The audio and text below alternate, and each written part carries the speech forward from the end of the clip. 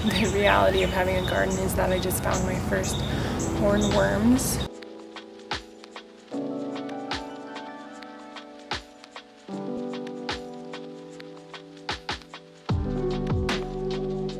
Welcome back to my channel. Today we are doing something a little bit different, if you couldn't already tell.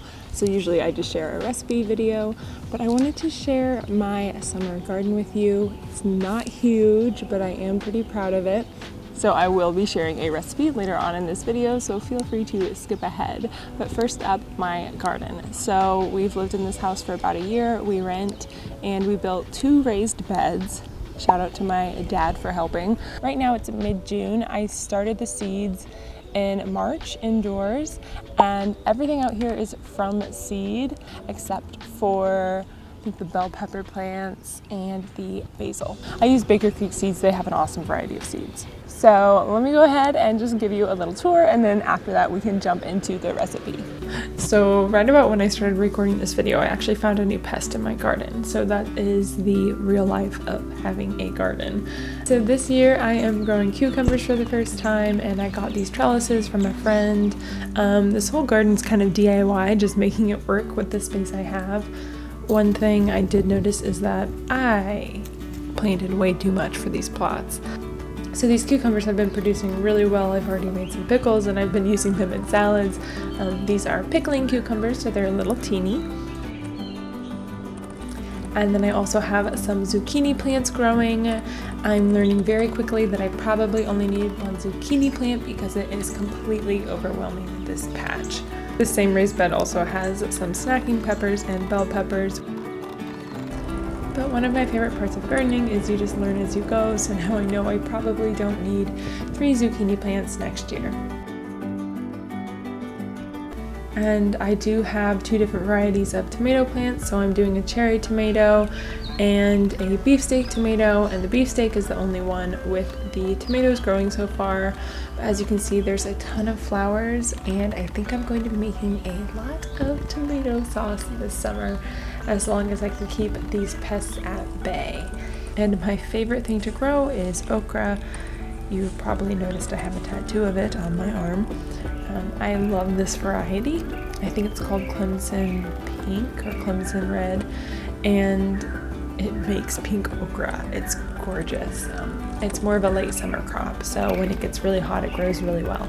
So right now we just have these tiny little okras growing, but they're already so beautiful and they make these gorgeous flowers.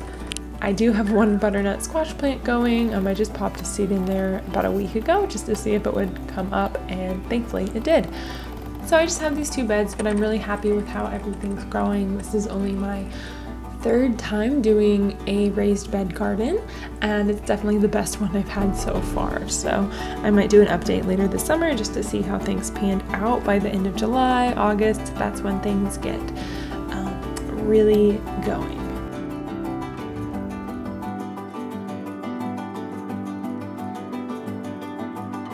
So the very first thing you need to do, and you can do this step in advance, is roast garlic. Slice the top off the garlic so that you can see the inside of the bulb, and then drizzle with some oil. And usually I would wrap this in foil, but I keep forgetting to buy foil at the store, so these tiny loaf pans work just as well. So I'm usually against turning the oven on in the summer, but I just love roasted vegetables, so we're making it happen for this recipe. So we're just going to start by slicing up a bell pepper into strips. It's called julienning. And don't make the strips too thin. We do want them to roast, but we don't want them to burn in the oven. I'm also using zucchini, and I didn't have any zucchini ready in the garden, so I usually use 2 medium zucchinis, but it turns out these are pretty huge, so I'm just using 1 large zucchini here and slicing it into rounds. So I have a ton of scraps from this recipe, so I'm going to take them out to my compost. Come with me.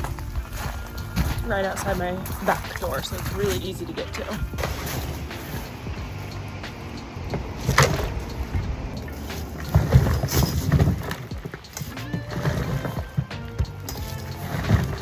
we're also doing cherry tomatoes. These don't need to be sliced because they're just going to roast in the oven. I recommend using a full sheet pan here instead of a half one because you don't want to overcrowd the veggies. If you overcrowd them, they're more likely to steam instead of roast. I like to add the cherry tomatoes to their own pan. A loaf pan is the perfect size. This way their juices don't get all over the other veggies. And I'm just gonna drizzle everything with a tablespoon of extra virgin olive oil and about half a teaspoon of salt. We're keeping the seasoning so simple here, just olive oil and salt and fresh summer veggies, plus the sauce, but we'll get to that later. We're roasting this at 425 degrees for a total of 30 minutes, but you want to take it out at the 15-minute mark. And I'm always all about adding some protein to meals, so I'm using just 2 veggie sausages. These are just an Italian sausage. And you'll add a cup of corn. So this is from about 2 ears of corn.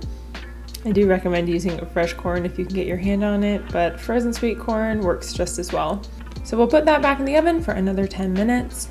So this is a pasta dish, so I am using fettuccine and I'm going to boil it in some well-salted water until it's al dente, so it should still have a little bit of a bite to it, not completely soft and never mushy. Now you're probably wondering what we're doing with that roasted garlic from earlier. Well, it's time to use it. So first up, we're using miso, which is fermented soybean. It's super salty and has a huge amount of flavors. We're gonna combine it with that roasted garlic, and the easiest way to do this is just to mash it with a fork. I tried doing it with a mortar and pestle, but I really just found that the fork method was easiest. Add in some red pepper flakes. I'm using just a teaspoon. This adds like a subtle amount of spice, nothing too overwhelming. So I'm heating some oil on the stove over medium-high heat, and once it starts popping and crackling, I'm gonna bring it over here and pour it into this bowl.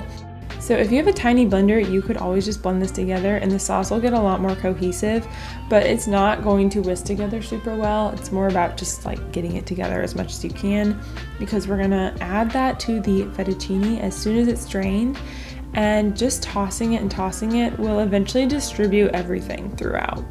And the last part of that is just adding some lemon juice and lemon zest. But this is a really important step. Don't skip the lemon juice and lemon zest. It adds acidity, which really balances out the other flavors. And now the most important step, we are just going to add those vegetables to the pasta and toss everything to combine. You could also just serve this with the pasta on a plate and then top it with the veggies. I like to add some fresh basil and a wedge of lemon. If you have some Parmesan on hand, it goes super well here.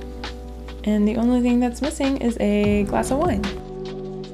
Thank you as always for watching my video. I do share new videos every week. They are usually recipe videos, sometimes something a little different like this. So if you hit subscribe, you will get notifications when I share those new videos. Definitely leave a comment down below if you like this video. Leave a thumbs up. I love hearing from you. And thanks as always for watching. I'll be back next week with another video.